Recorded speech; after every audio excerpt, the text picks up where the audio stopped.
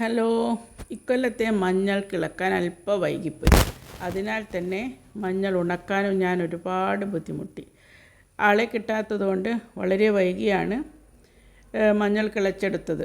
ഇത് വയനാടൻ മഞ്ഞളാണ്, അല്ലാത്തതുമുണ്ട്. ഇപ്രാവശ്യം നല്ല വിളവായിരുന്നു. അപ്പോൾ അതൊക്കെ ഒരുപാട് ബുദ്ധിമുട്ടാണ്. മഞ്ഞൾ അതിനെ കഴുകി ഉണക്കി പൊളിച്ച് വലുതൊക്കെ ഉണ്ടെങ്കിൽ അത് മുറിച്ച് ഇങ്ങനെയൊക്കെ ചെയ്തിട്ട് വേണം ഉണക്കിയെടുക്കാൻ. ഒരു മഞ്ഞൾ നമ്മൾ നട്ട് കഴിഞ്ഞാൽ വളരെ ബുദ്ധിമുട്ടി ആണ് നമ്മൾ ബാക്കി പണികളൊക്കെ ചെയ്യേണ്ടത്. അതൊക്കെ ഞാൻ തന്നെയാണ് ചെയ്യുക. നടുന്നതും കിളക്കുന്നതും മാത്രമാണ് ആളെ വെച്ച് ചെയ്യാറ്. ഇപ്രാവശ്യം നല്ല മഞ്ഞൾ കിട്ടിയിരുന്നു. എനിക്ക് മഞ്ഞൾ നടുക എന്ന് പറഞ്ഞാൽ ഭയങ്കര സന്തോഷമുള്ളൊരു കാര്യമാണ്. അത് കിളക്കുമ്പോൾ നല്ല സ്വർണം മണ്ണിൽ നിന്ന് ഇളകി വരുന്നത് പോലെയൊക്കെ തോന്നും. അപ്പോൾ ഇപ്രാവശ്യം വെയിലില്ലാത്ത സമയത്താണ് ഞാൻ ഉണക്കാൻ തുടങ്ങിയത്.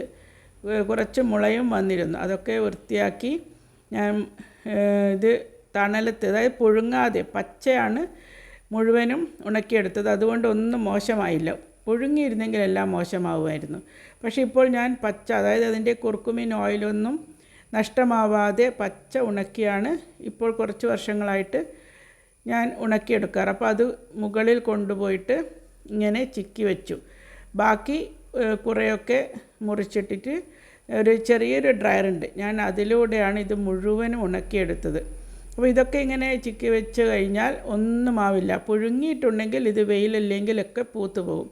അപ്പോൾ വിയർപ്പിൻ്റെ വില എന്ന് പറയുന്നത് ഒരു കർഷകനെ സംബന്ധിച്ച് ഇതൊക്കെയാണ്. നമ്മൾ നന്നായി അധ്വാനിക്കും, നന്നായി വിയർക്കും, നല്ല ബുദ്ധിമുട്ടുമാണ്. പക്ഷേ ഇത് പ്രൊഡക്റ്റ് കയ്യിൽ കിട്ടുമ്പോൾ ആരും ഇതൊന്നും ഓർക്കാറില്ല.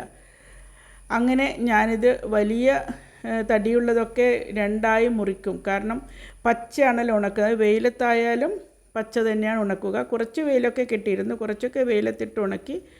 പിന്നീട് വെയിലില്ലാത്തപ്പോഴും പുറത്ത് പോകുമ്പോഴും ഒക്കെ ഞാൻ ഡ്രയറിലിട്ടിട്ടാണ് ഉണക്കിയത്. അങ്ങനെ ഇത് ആദ്യത്തെ പ്രാവശ്യം അതിൻ്റെ തടിയുള്ള കണ്ടയുടെ ഭാഗം എന്ന് പറയും, അത് മുറിച്ചിട്ട് നാലായി മുറിച്ച് വയ്ക്കും. നാലായി മുറിച്ച് അതിന് ശേഷമാണ് ഉണക്കിയെടുക്കുന്നത്. ഇനി ഇത് ഉണക്കിക്കഴിഞ്ഞാലോ, ഉണക്കിയതിന് ശേഷം അത് ഒരു തുണിയിലിട്ട് ചെറുതായി തല്ലി അതിൻ്റെ പുറം തോടൊക്കെ കളഞ്ഞ് മഞ്ഞളിൻ്റെ മഞ്ഞ നിറം പുറം ഭാഗത്തുള്ള അത് വരണമെങ്കിൽ ഇതൊക്കെ ചെറുതായി തല്ലി അതിനെ വൃത്തിയാക്കി എന്നിട്ടത് പാറ്റി അങ്ങനെയൊക്കെ എടുത്താലാണ് നമുക്ക് മഞ്ഞൾ അതിൻ്റെ പൂർണ്ണ രൂപത്തിൽ കിട്ടുക. ഞാൻ അധികം തല്ലി കളയാറില്ല. കാരണം അതിൻ്റെ എപ്പോഴും മഞ്ഞൾ, ഇഞ്ചി അങ്ങനെയുള്ളതിൻ്റെയൊക്കെ തോലിനോട് ചേർന്ന ഭാഗത്താണ് അതിൻ്റെ എല്ലാവിധ വിറ്റമിനുകളും ഉള്ളത് എന്ന് പറയും. അതുകൊണ്ട് ഒരുപാട് അങ്ങനെ തോല് പോക്കി കളയാറില്ല.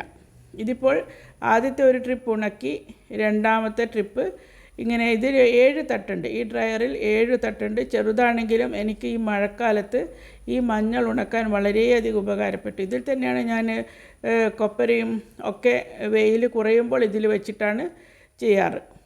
അങ്ങനെ ഇതൊരു 65 ഡിഗ്രിയിലാണ് ഇതിൻ്റെ മഞ്ഞൾ ഉണക്കേണ്ട ചൂട് സെറ്റ് ചെയ്ത് വെച്ചിരിക്കുന്നത്. അങ്ങനെ എല്ലാ മഞ്ഞളും 2 ആഴ്ചയിൽ, അതായത് നമ്മൾ പുറത്ത് വെയിലത്തിട്ടാലും പച്ചമഞ്ഞൾ ഉണക്കാൻ 2 ആഴ്ച സമയം വേണം കേട്ടോ.